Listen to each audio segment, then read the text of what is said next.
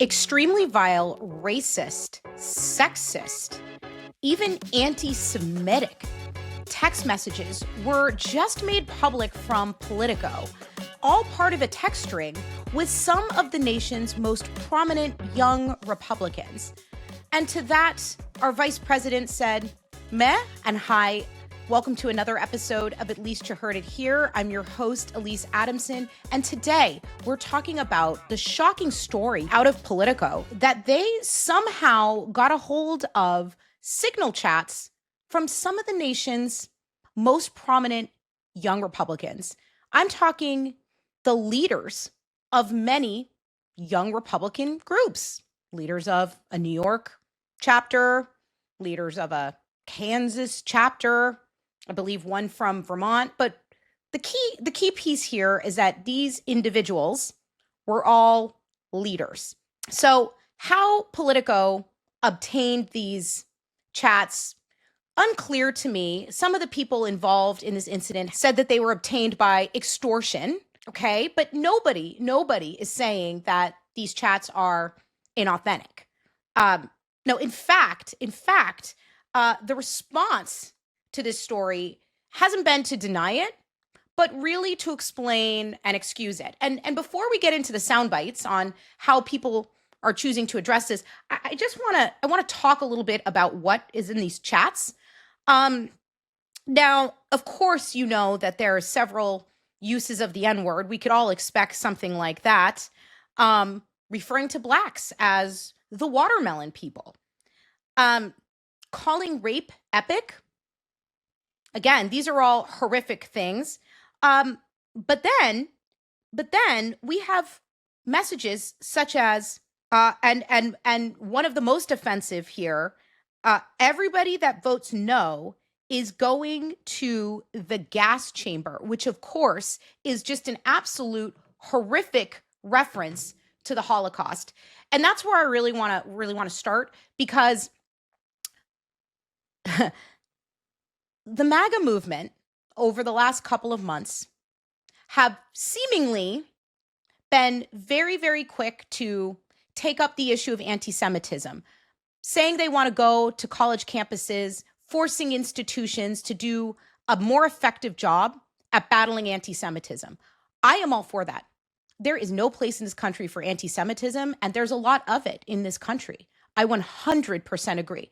Now, at the time of all of these pushes, I was curious as to why now, because that has, at least in my recent memory of a lot of the party platform, had not been necessarily at the forefront of the movement.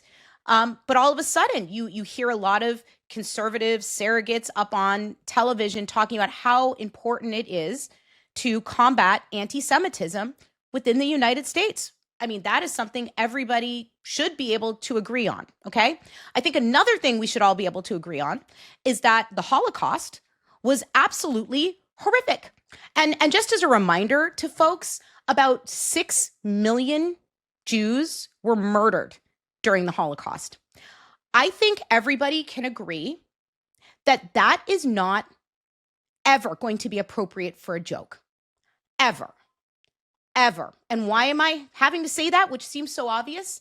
Well, it's because a lot of the explanation surrounding this text chat is that it was just dark humor. These were just young people in the privacy of their own chat making jokes. Let's listen to what the vice president had to say about it. By focusing on what kids are saying in a group chat, grow up. I'm sorry. Focus on the real issues. Don't focus on what kids say in group chats. If you put something in a group chat, assume that some scumbag is going to leak it in an effort to try to cause you harm or cause your family harm. But the reality is that kids do stupid things, especially young boys. They tell edgy, offensive jokes. Like, that's what kids do. Which one is it, JD? Like, are we worried? Are we so worried about anti-Semitism? Or is it okay for young people to use dark humor? I mean, I don't understand how this was hard. I don't understand how the response to this was hard. How everyone was not on the same page about swiftly condemning what was said. Okay?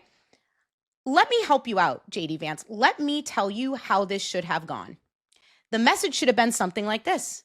While, of course, all Americans have the right of First Amendment speech, which even protects the most vile hate speech, that doesn't mean that we need to condone it. I condemn in the most strongest terms any racism or anti-Semitism, and believe sentiments like that do nothing but divide our country. Boom. That's it. You know what you did there? You protected the First Amendment, which is a major party platform. You said, look, what they said was constitutionally protected. They're allowed to say it. You condemned this horrific speech because that's the part we need to focus on. Like, it's bad. What they said was bad. You say you joke like that? I got to tell you, I've been in a lot of places where off-color jokes have been made, and I have never, ever heard people joke about the Holocaust. I mean, if you're in a room where people are joking about that, you should probably leave it immediately. I mean, any of these things. I mean, all of the pro-slavery, all of this is horrific. Condemn it. It shouldn't be hard. It shouldn't be hard. But then notice what I didn't do. I didn't call for those people to be fired. I didn't even mention that they're part of the Young Republicans. Like, there are ways to soft message even the most tricky political situations. But I do want to just take a step back and remind us that hate texts are now considered a tricky political situation, right? Like, before 10, 20 years ago, something like that would have been a no-brainer, but now all of a sudden, it's kind of tough to handle, right? I don't understand. I don't understand where we have come in as a country where we can't just say, you know what? They may say they were joking, but those are inappropriate jokes. Those are inappropriate jokes. Because you know what happens when you joke? We'll just use the Holocaust as an example. It desensitizes you to the actual horrific nature of what happened. You should not make light of a situation like that. And quite frankly, if you're able to make jokes like that, at least what it signals to me is that you don't have a really good handle on what happened. That's what it signals to me. A lack of education, a lack of sensitivity. And that, my friends, is not what I am looking for in a leader. I don't care, Democrat, Republican, anything. The people who were sending these texts, these chats, and it's actually Telegram, not Signal, I was incorrect, shows me a striking lack of leadership.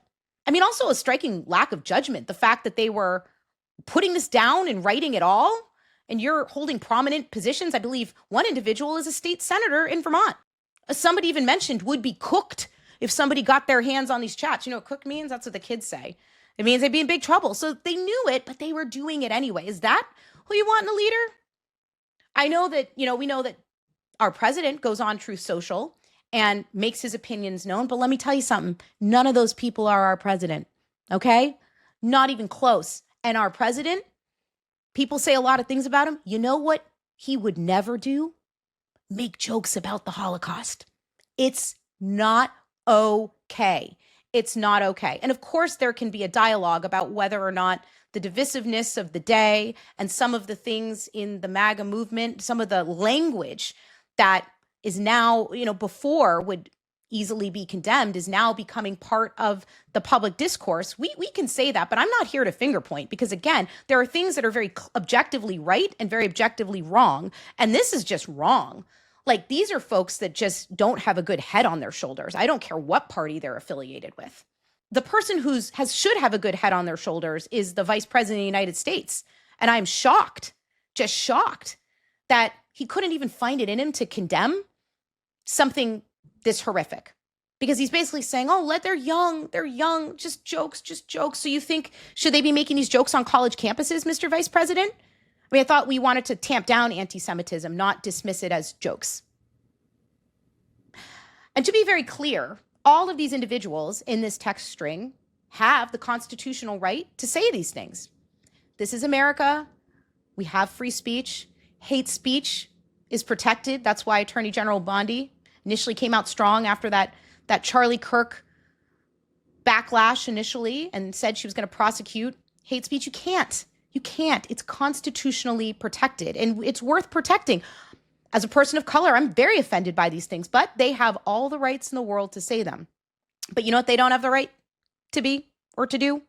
And that's to be leaders anywhere. They don't have that right. Now, the government does not have the right to remove them for their positions. I don't think any, maybe a few of them are employed in the federal government, but this is what we were talking about a couple of weeks ago when Jimmy Kimmel made some comments about the horrible murder of Charlie Kirk, and FCC Commissioner Brandon Carr basically forced him off the air.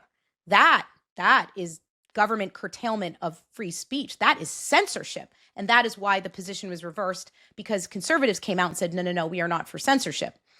Okay, so the government, but that's the federal government. The federal government should not be censoring people. But private industry has all the right in the world to come up with their own code of conduct, their own code of ethics, and they can boot people out for saying horrific things. I think they should.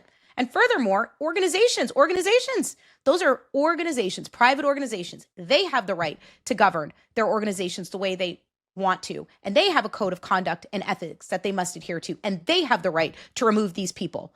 Because this, for all the reasons I said, lacks leadership qualities. This is what is wrong with America. And this is what we really need to be fighting against. And why am I harping on this, folks? It's because of the hypocrisy. Don't stand up and use all these talking points about caring about anti-Semitism and wanting to go onto college campuses and fight anti-Semitism. That's not what you actually want to do. You want to go and do what you want to do, and you're using anti-Semitism as an excuse. And why am I saying that now? Because here is your opportunity to condemn an instance of anti-Semitism within your own party, and you're refusing to do it. It is wrong. A unified movement will always defeat a fractured one. It's just that simple. And there's no way around it. And if we're going to become fractured over some jokes in a group chat and over the next thing that the left throws at us, if we're going to take our eye off the ball every time they come along with another hit piece, while our enemies openly commit crimes and celebrate murder, then we're not going to make it.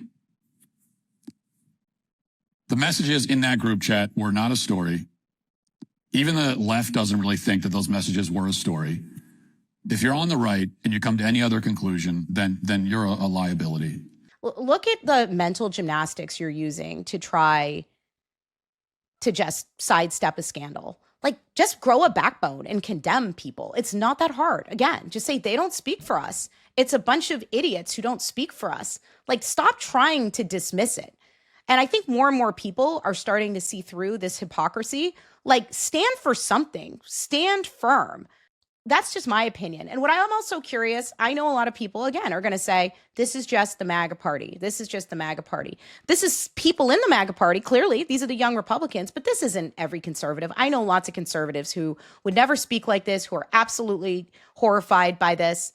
But, what do you think? Do you think that the people who align with that ideology have made it more commonplace?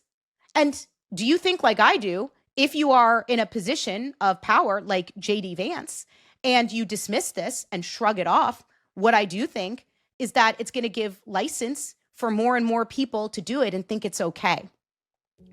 And again, when we think it's okay to joke, then all of a sudden it desensitizes us to the things that we're joking about. I think we're already there with racism, which is why you notice I haven't been mentioning that. Like, we're already there. But I didn't think we were there with the Holocaust. But I want to hear your opinion. Do you find this as offensive as I do? And I want to be clear, I found this extremely offensive, but I did find the dismissive responses even more offensive than the actual text string. But drop me a comment, tell me what you think. And as always, if you like what you heard, go ahead and click like and subscribe. Be sure to tell folks at least you heard it here.